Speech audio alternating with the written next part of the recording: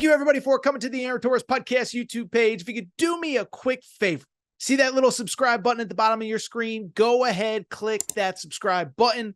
Really does help our channel grow, our audience grow, and I really do appreciate it more than you know. So click that subscribe button. Appreciate your support.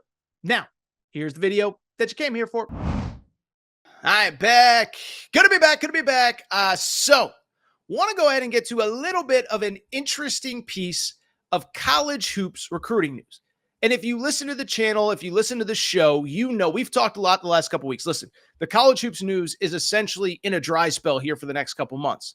We're going to ramp up college football. We talk a lot of college football on this channel and this podcast.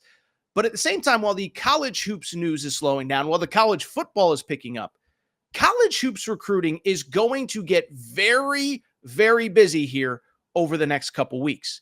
Summer season is done. Peach Jam finished. Adidas is finished. And with it, most of the best players, if they haven't already, are going to start cutting down lists, setting up visits, taking visits, and committing. Now, some of them might not commit till the spring. AJ DeBonsa said he's not committing, or his family said he's not committing till the spring.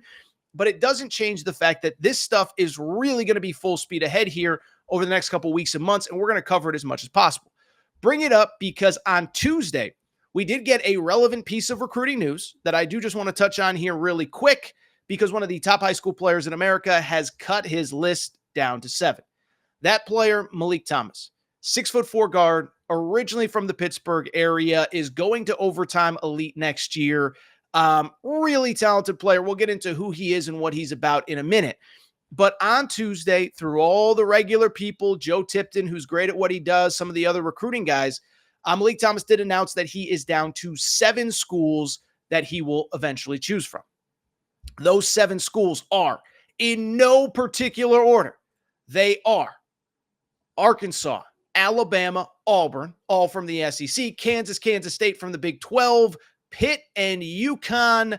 That rounds out his final 7. Again, Alabama, Arkansas, Auburn, Kansas State, Pitt, and UConn. But while this list looks good on a graphic, while this list looks good on a piece of paper, I'm here to tell you this. There is one school that I believe is head and shoulders in the lead for his commitment. And bluntly, I'd be stunned if he ended up anywhere other than this one school. So let's go ahead and get into it. Before we do, let me say this about Meleek Thomas. He is an awesome basketball player, okay? And I think sometimes because of how good this class of 2025 is, I think we're starting to just some guys are just kind of a little bit underrated because we talk so much about the guys at the top of the list. AJ DeBonsa, Cameron Boozer, Darren Peterson. These are all guys that in a normal year would be the definitive, no doubt about it, number 1 player in America. But there's so much talent at the top of this class that some of these other guys are getting lost in the shuffle. Whether it's a Koa Pete, who's been awesome forever, a Darius Acuff, who's going to be committing this weekend. Whatever the case is, there's a lot of players that have gotten lost in the shuffle, probably not getting the credit that they deserve. And I absolutely believe Meleek Thomas is one of them. 6'4", super athletic, great attacker of the rim. But really, because he's so athletic, because he's so skilled, I think he's a little bit underrated in a few other areas as well. Gets others involved, was a 38% three-point shooter during his junior year of high school. And oh, by the way, on top of it, a very good rebounder for a player of his size, averaged about 10 boards per game. So he's not perfect, but he's super athletic. He's one of those guys, you watch him. He's only going to continue to grow into his body. His best basketball, like so many of these players, is probably going to be at 25, 26 when he's in the NBA. But he is down to 7 schools. I think he's going to be a great college basketball player. But I believe while he is down to those 7, Alabama, Arkansas, Auburn, Kansas State, Pitt, and UConn, I believe there's one that is head and shoulders above everybody else. It is UConn, and I would be stunned if any other school ultimately ended with his commitment. First of all, when it comes to UConn, there's the obvious, checks a lot of boxes, right? This is the 2-time reigning national champion, winning at the highest level.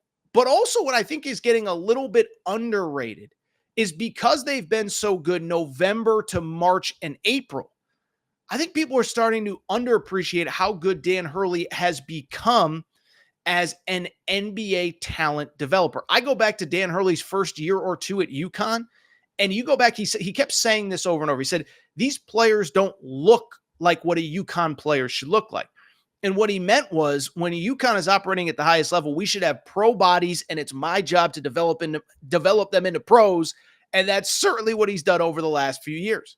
Remember, a lot of these players that are going so high in the draft, Donovan Clingan wasn't a 5-star. He wasn't can't miss. He was a fringe top. I think even the final rankings, he was like the 30, somewhere between 30 and 40 in America.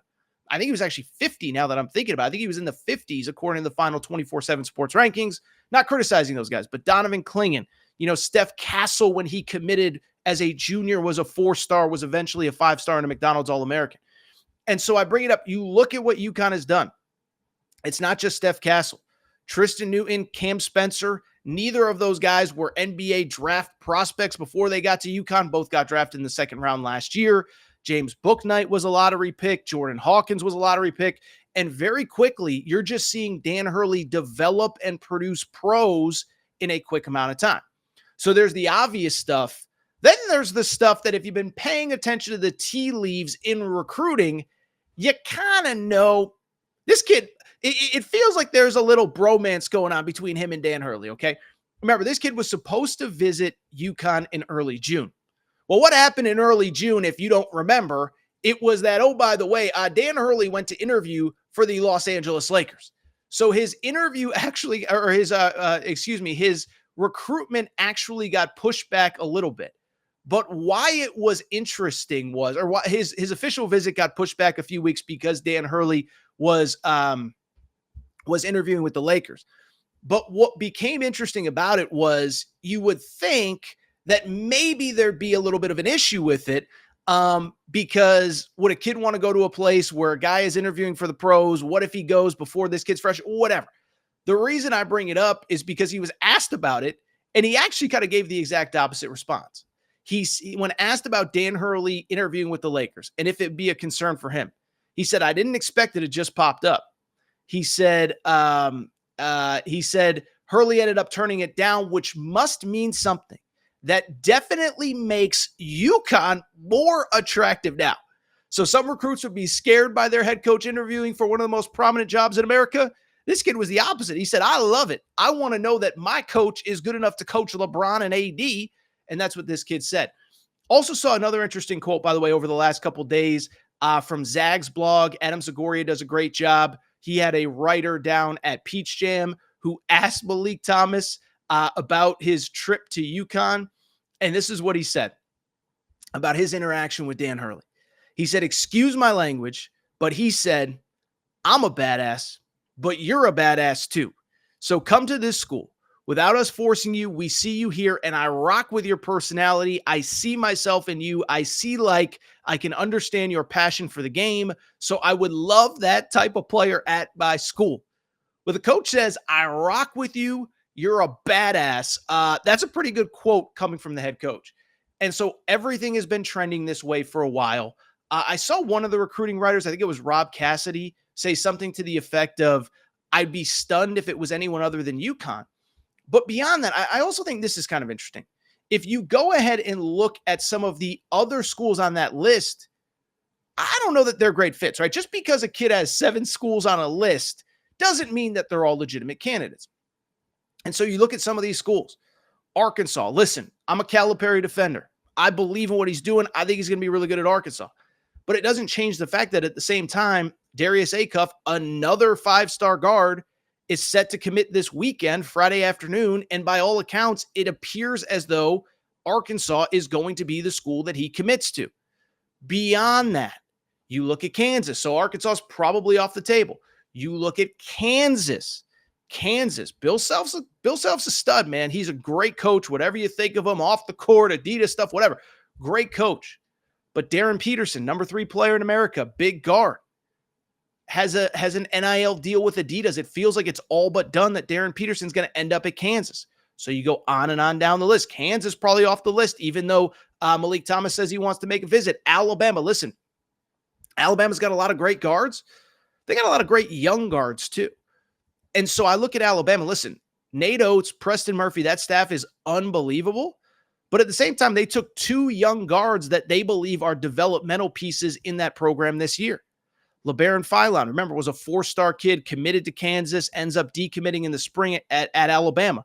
They see him as their point guard of the future. Come here, back up Mark Sears. You're going to be a star in this place. Oh, by the way, Aiden Holloway, former McDonald's All-American, comes in, probably will be Mark Sears' backup this year. So they're pretty set, kind of stack that roster with guards. And so again, you go on and on down the list, you just start kind of eliminating teams. Kansas State, by the way, Meleek Thomas, I don't even know if I'm going to be able to take a visit there. So until I see him on a visit with Jerome Tang with the little, what do they call it, E-Mall or whatever it's called, it's hard to see him going there if he's not even going to visit. Maybe Auburn's a factor because, of course, two things.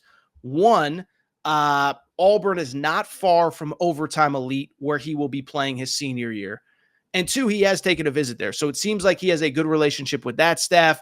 Pitt is the hometown school. Listen, we've seen it before with high-profile players that know they're going to the NBA, whether it was Anthony Edwards at Georgia staying home.